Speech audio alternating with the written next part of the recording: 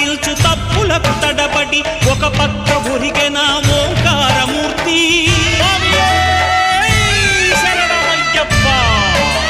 స్వాములందరూ తనకు సాయము కాగా ధీమంతుడై లేచె ఆ కన్య స్వామి.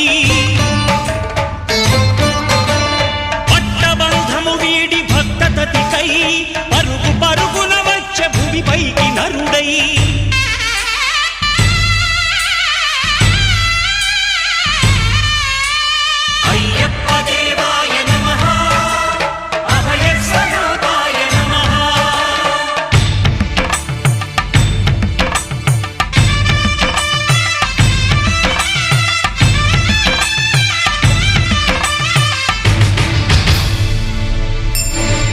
ఘోరకీకారణ్య సంసార యాత్రికుల శరణు ఘోషలు విని రోజు శబరీష